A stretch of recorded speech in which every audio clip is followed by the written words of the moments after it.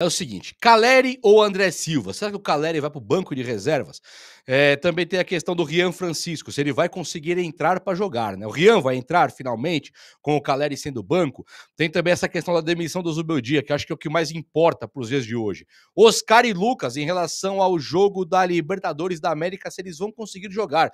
Porque a coisa tá assim, tá mais ou menos apertada pra gente. Empatamos com o Sport Recife em casa. Mas agora já começa que quarta-feira tem um jogo da Libertadores em Córdoba. Então o São Paulo deve ir para Córdoba amanhã. Não sei se vai hoje, vai amanhã para Córdoba na Argentina, né? Para pegar o Tadjeres, que é sempre um problema pra gente. E aí, Oscar e Lucas Moura, pô, se o São Paulo jogar sem Oscar e Lucas Moura, é aquele joguinho que jogou contra o Sport. Ninguém espera que o Luciano e o Caleri vão sair agora nesse próximo jogo, se bem que pela briga, vou atualizar vocês de notícia. E tem também Igor Vinícius ou Cedric, o Wendel ou Enzo, que foram os assuntos que eu separei aqui agora. Vamos lá.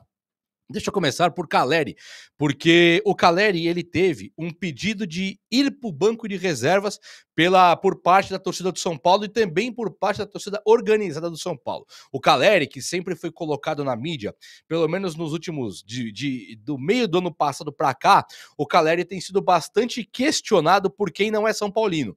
E para nós, sinceramente, tem um jornalista flamenguista, um jornalista corintiano. Não, o Caleri é caneludo, o Caleri não sei o quê. Pra nós pouco importa, né? Não. Pra mim, pouco importa. O Caleri não interessa pra eles. É igual o Yuri Alberto. Não interessa pra gente. O Yuri Alberto, eu acho ele fraco. O corintiano gosta? Caramba, vai fazer o quê? Eu acho o Veiga fraco. O palmeirense gosta? Vai fazer o quê? O Pituca, eu acho um jogador normal. O Santista gosta? Gostava, né? Vai fazer o quê? Então, esse tipo de situação, pouco me importa o que os outros pensam do Caleri. O que importa é que eu e vocês pensam. É o que nós pensamos do Caleri. Ele representa pra gente, não precisa fazer gol. Ele tá fazendo pivô, ele deu assistência, tá tudo beleza. Só que o Caleri, ele chegou num nível que até nós estamos pedindo ele no banco de reservas. E é um pedido de ir pro banco, um pedido bastante honesto nosso, né, cara? Quem teve paciência com o Caleri até hoje fomos nós. Ele não deu certo em West Ham, esses times aí que ele jogou, Inglaterra e Espanha, jogou nada. China, não jogou nada. Sempre com aquela cara de medo, aquela cara de desanimado, sabe? Aí fala que é porque ele terminou com a namorada, com a noiva. Aí você olha as fotos antigas dele nos outros times, é aquela mesma cara de tacho, cara de pamonha. Parece que ele chega no time, chega legal, daí a pouco ele dá uma desanimada. No São Paulo, eu não consigo colocar isso, porque ele chegou em 2022, né? 21, ele jogou com o Crespo lá. Crespo foi campeão em 2021, ele chega em 2021 no São Paulo. E nós estamos em 2025, são 4 anos depois. O Caleri está aqui ainda. E ele vem ficando numa má fase do meio do ano passado para cá. Do ano passado inteiro, né? 2024 ele foi péssimo. E agora ele está péssimo. Então colocar o Caleri no banco hoje é uma coisa assim absurdamente necessária, cara. É totalmente necessária. Primeiro, porque o Caleri ele é um jogador que tem reserva. Você vai falar assim, pô, o Caleri no banco, Jubão. Mas caramba, não tem o André Silva, cara. O André Silva, ele não é um jogador qualquer. Ele não é o Trellis, cara. Ele não, aqui, tudo bem que o Trellis já foi comprado. Ele não é o Gonzalo Carneiro, que veio pro São Paulo de graça, você fica esperando, se não deu, não deu, paciência. O Chaves, lembra do Chaves? Que era emprestado, não deu, manda embora, tá? Não tem problema. O André Silva, não. O André Silva, nós compramos o cara. Nós compramos um reforço que custou, a informação que eu tenho é de 28 milhões de reais. Falam que ele custou 20. A informação que eu tinha inicialmente era 28. Então você pega um cara de 28 milhões de reais, cara, é o preço quase do Pablo Felipe. Sabe o Pablo Felipe, o lendário, a lenda que jogou no Real Madrid, Atlético Paranaense, e nós compramos a maior contratação, a segunda maior da nossa história, tipo Galopo. Cara, não é crítico. Você fala, caramba, o Pablo, que coisa horrorosa. Meu, o André Silva custou quase isso pro São Paulo. Então você olha pro Pablo e fala, nossa, que tragédia, como comprou um cara desse, e olha pro André Silva e não pede ele como titular. Ora, o André Silva custou mais que o Caleri pro São Paulo. Num começo, né? Num passe, comprando pelo passe. Então o André Silva, pra mim, ele tem a obrigação de jogar agora e representar como um cara que custou uma fortuna pro São Paulo, uma verdadeira fortuna. Ele precisa jogar e ser assim. E eu gosto muito da ideia do André Silva jogando. Até porque pro Caleri ele não tá saudável. Não tá gostoso pro Caleri ouvir vaias. O Caleri é um cara que, de fato, ele sempre representou muito com a camisa do nosso tricolor. Ele é um cara que nós podemos ter orgulho dele. Ele sempre se deu ao respeito no São Paulo. Eu vejo, por exemplo, a postura do Luciano e do Caleri, eu prefiro 1 zilhão de vezes a do Caleri. Só que hoje o Caleri não joga absolutamente nada. Então, banco agora. E esse banco pro Caleri não é só pro André Silva. Esse banco pro Caleri, ele pode também ser colocado num banco também de Rian Francisco. Pô, o Rian Francisco, que é um jogador que ele desperta, assim, o holofote, né? Ele parece um popstar, não parece? Subiu no palco um popstar brilhando a música. É isso que me parece o Rian Francisco. A princípio, o que nós temos dele? Nós temos um merréis, lembra dos merréis antigos? Nós temos um merréis furado do Rian Francisco, porque nós temos nada. Nós temos uma moedinha, nós temos uma esmola do que é o Rian Francisco. Nós não sabemos. E a culpa não é nossa. Por nós temos uma esmola desse jogador. O cara na equipe de base, ele me vira um jogo numa final de sub-20. Copa do Brasil sub-20. São Paulo agora aprendeu a ganhar a Copa do Brasil, né?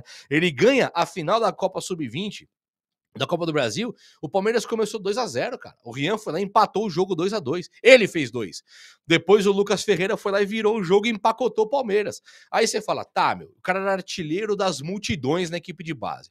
Faz essa performance inacreditável, histórica, lendária contra o Palmeiras. Aí depois, do nada, ele pega uma Taça São Paulo de Futebol Júnior, continuando, e ele dá aquelas duas cavadas no Criciúma. Daqueles 2 pênaltis também, que entrou pra história. Então o moleque entrou pra história na equipe de base com artilharia. Eu lembro do Lulinha, que entrou pra história na equipe de base. Eu lembro do Brenner, que entrou pra história na equipe de base. O Endrick, que entrou pra história na equipe de base. Neymar. E agora quem entra pra história na equipe de base é o Rian.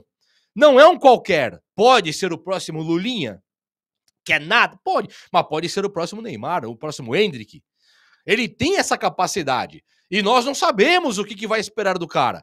Quando eu olho pro Rian Francisco e vejo que ele deu aquelas cavadinhas contra o Criciúma, acabou com o Palmeiras, entrou pra história na artilharia global da base, você fala, o que tem aí, cara? Vamos ver no profissional, né? Porque ele pode chegar no profissional com um corpinho de borboleta, a borboleta saltitante no meio dos adultos e não jogar nada. Aí o cara chega e é o contrário disso.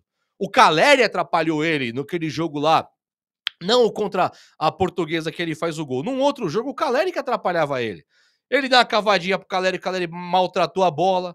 Ele faz as coisas acontecerem. E na Portuguesa, ele fez um gol de placa. Mas foi de placa mesmo. Nesse último jogo que ele entrou por 2 minutos, eu não tô falando de 3, 4, 5, 10, foram 2 minutos. Este que jogou 1 minuto. 1 minuto. O Matheus Alves pega uma bola, lança pro Rian na cavadinha, porque o Matheus Alves driblou no meio, cavou pro Rian, quase que a bola chega no Rian, porque ele busca o Rian. Os moleques se entendem da equipe de base. Nós podemos ter nessa equipe de base aí jogadores que são excepcionais. E o técnico não coloca. Aí me traz pro técnico. Né? Me traz pro técnico o assunto. O técnico ele tem que ser demitido imediatamente. Esse técnico do São Paulo, o Zubeldia, assim como o Caleri tem que ser colocado no banco, eu tenho certeza que pro Zubeldia também não tá legal pra carreira dele ficar no São Paulo. A cada minuto que ele fica no São Paulo é uma tragédia, em termos de futebol, claro. Ele fica aqui, ele vai sendo desvalorizado. Tudo aquilo que ele construiu no Barcelona de Guayaquil, não foi nada, não concordo. Mas o que ele construiu na LDU, que ele ganha um equatoriano, ele ganha ali uma sul-americana com a LDU, em 18 anos é muito pouco, é miserável para chegar no São Paulo, mas ele chegou no São Paulo. Caramba, tinha que ter mais moral. Hoje, eu tenho certeza que ele saindo daqui do São Paulo, ele vai ter que ir embora do país. Ou ele vai trabalhar na Série B do brasileiro aqui, Série C, ele não vai ter emprego na Série A, pegar o Fluminense sem técnico agora, pegar, sei lá, o Grêmio trocando de técnico, o Vasco, não vai dar certo o Zubeldia hoje, não é contratado. Acho que nem para um time, Cuiabá talvez, se pegar uma Série A, um esporte, não contrata o Zubeldia hoje. Difícil, cara. Então ele também se queimou. E quando eu olho para o mercado de técnico, pô, estamos falando agora do Antônio Oliveira, que eu acho que também é ridículo de pensar no Antônio Oliveira, né? É um cara que no Cuiabá foi razoável, um cara que foi péssimo no Atlético Paranaense, e um cara que, quando foi pro Corinthians, ele foi assim abaixo da crítica. E é um cara assim totalmente arrogante, né? É um Abel Ferreira sem títulos. É mais ou menos esse Zubeldia aí. O Zubeldia, ele é o Muricy Ramalho, sem título. E o outro é o Abel Ferreira sem título, esse Antônio Oliveira. Então, se pensar no Antônio Oliveira para o São Paulo hoje, eu acho que é arriscar demais. Não que a diretoria do São Paulo não goste de arriscar, ela gosta. Ela, quando trouxe o Zubeldia, era um risco. Quando trouxe o Carpini, era um risco. E agora, se trouxer o Antônio Oliveira, é muito do que eu espero dessa diretoria. Arriscar demais. Trazer um cara igual ao Dorival foi um ponto fora da curva para a diretoria de São Paulo. Porque ela trouxe o cara foi campeão da Copa do Brasil, e aí como é que você faz? A diretoria vai ficar ganhando? Acho que não sei se para eles é tão interessante assim ganhar. Chegar lá e ganhar tudo. Toma um gole de café aqui pra gente entrar no assunto do técnico que tem. Tome um café também. Então, esse Antônio Oliveira, eu acho assim, pode ser uma melhora? Eu acho que melhor que o Zubodi ele é. Mas também é um risco, cara. Então, vamos de Renato Gaúcho, de Dorival ou de Crespo? Para mim, não pode sair daí. Renato Gaúcho, Dorival Júnior ou Crespo. Quando eu falo do Crespo, Juba, o Crespo, ele é fraco, ele não sei o quê, tal, tal, tal. E o Crespo, ele tem a questão de ter sido demitido pela diretoria do São Paulo, não é não? Quando eu penso no Dorival Júnior, e eu acho que o Dorival seria ideal, assim como o Crespo, pro São Paulo, até prefiro o Dorival, pelo trato com o elenco. O Crespo também é gente boa de tratar o elenco, mas o Dorival, ele não pede jogadores, ele chega aí, fica quietinho e faz esses caras jogarem. Caramba, o cara foi campeão da Copa do Brasil com o Rato e Nestor. Hoje ele tem Lucas Moura e Oscar. Será que tem diferença? Lucas e Oscar para Rato e Nestor? Hoje tá muito melhor. Então hoje eu acho que o Dorival ele poderia fazer até mais do que fez no São Paulo. O Crespo também tinha um monte de pé de rato ali no tricolor, que hoje ele tem um elenco que é fortíssimo. Né? Vai de Reinaldo e Caio Paulista para o Wendel e Enzo Dias. Só aí você já tem uma melhora estratosférica. Só aí. Não vou nem falar dos zagueiros que o Crespo tinha. Dorival tinha o Beraldo e o Arboleda. Mas o Crespo não tinha Beraldo e Arboleda. Ele tinha só o Arboleda. Então, sim, hoje o Crespo vindo seria uma coisa muito maravilhosa. O Dorival também. E eu sei que isso gera muita discussão, muitos não querem Dorival, muitos não querem o Crespo. O Renato Gaúcho também é meio termo aí. Por quê? Porque esse nunca passou pelo São Paulo. Então o Renato Gaúcho hoje, ele poderia ser um cara que, por nunca ter passado pelo São Paulo e não ser um risco, não é um tiro no escuro, o Renato Gaúcho ele poderia ser esse meio termo para a torcida do São Paulo não ficar dividida nas opiniões. E eu acho que aqui seria uma coisa muito boa. Vamos dividir opiniões aqui. Crespo dividiu. Dorival dividiu. Diniz causou uma comoção, não causou? Não faltou um pouquinho do ar. Vamos ver o Diniz. Você lembra do tic-tac na zaga? Aquelas bobagens de Léo Pelé na zaga porque toca bem com o pé e nem toca bem com o pé, nem é bom com os pés, mas colocava Léo na zaga porque tem que pôr lateral, porque em tese a lateral é melhor com o pé do que o zagueiro. Goleiro tem que saber jogar com os pés. O cara queima um goleiro do nível do Cássio, porque do nível do Cássio e do Fábio, porque tem que jogar com o pé. O Fábio nunca errou na vida. O Fábio foi um goleiro do Vasco que o Eurico Miranda dizia que era o melhor goleiro do Brasil. E era mesmo. Foi pro Cruzeiro, fez história, uma história lindíssima no Cruzeiro. Multicampeão no Cruzeiro. Quando ele chega no Fluminense, ele joga pra caramba com 41, 42, 43 anos. Quando chega o Diniz, o Fábio não prestava mais, lembra? Então o Diniz, ele pra mim é a última opção pro São Paulo hoje. A última. Agora, Renato Gaúcho, acho que seria uma boa. Acho que o Renato Gaúcho poderia sim. Meus amigos, para concluir aqui as notícias, Oscar e Lucas Moura, a informação que eu tenho é que eles seguem fora do jogo contra o Tajeres, tá? Oscar pode ter uma chancezinha desse tamanhozinho um pouquinho maior do que a do Lucas Moura para jogar aí pelo São Paulo na Copa Libertadores da América, só que o Lucas Moura ele realmente segue fora. O Lucas Moura de fato segue fora e aí é um problema, né? Porque nós temos que ganhar do Tajeres fora, não temos? O São Paulo empatou com o Sport em casa. Daqui para frente é tudo pior que o Sport, é tudo mais difícil que o Sport. Na Libertadores, acho que o pior é agora. O Tajeres fora é o pior do nosso grupo. Então aqui nós podemos classificar. Nós temos uma chance imensa de nos classificarmos na Libertadores, apesar de perder pro Tajeres fora ou não. Mas o Tajeres fora, sem Oscar e sem Lucas, o São Paulo tá em maus lençóis, cara. Claro que ele tá em maus lençóis. É indiscutível isso aí. E os outros dois assuntos que tem três, né? Sabino ou Ferrarese? O Sabino com esse técnico aí, esse técnico interino, de um ano interino, esse técnico passageiro, ele colocou o Sabino no lugar do Ferrarese, o que é ridículo e injusto. O Sabino está jogando bola, também é meio indiscutível que ele está jogando bem, mas o Ferrarese ele é um jogador que custou 20 e poucos milhões para o São Paulo, compramos do Grupo City, tem que valorizar até para vender. Se um dia você quiser ter o Sabino titular, não tem cabimento ficar com o Ferrarese no banco de reservas. Um cara que dá para o São Paulo fazer dinheiro, né? Então acho que tem que sim vender o Ferrarese e colocar para jogar, perdão. O Cédric Soares perdeu a posição para o Igor Vinícius no último jogo e talvez siga no banco, hein? Talvez para o próximo jogo contra lá o time do Tajeres, o Igor Vinícius siga titular, porque não tem.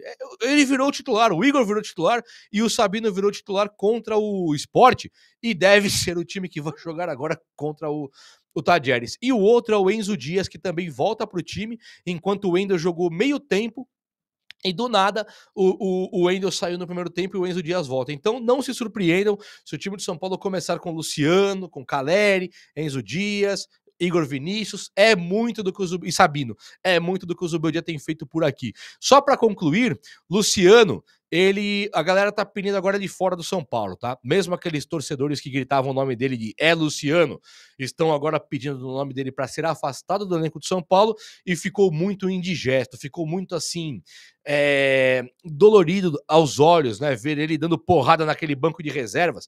Foi um monte de porrada num banco de reservas e aquilo não teve cabimento nenhum quando ele era o pior homem em campo. Uma tartaruga, lento pra caramba, e o Zubeldia que passou o pano pra ele, o Zubeldia que defendeu tanto esse sujeito, o Zubeldia toma uma punhalada pelas costas do Luciano. Se o Zubeldia tomar isso do Ferreirinha, do Rian Francisco, Matheus Alves, Lucas Moura, Oscar, tudo que ele ficou improvisando ou colocando no banco ou esquecendo, estaria na razão o jogador. Menos o Luciano. Luciano, Caleri, esses caras não podem fazer nada que desagrade o Zubeldia, porque o Zubeldia foi devoto do Luciano. O Zubeldia é um fã do Luciano que treina ele. Aí o cara sai com a torcida brava, jogando nada e vem dar showzinho, chilique. Eu acho que isso diz mais do caráter do Luciano do que qualquer outra coisa. Ele deu no meio do Zubeldia e isso é feio demais. É ou não é, Tidiquito?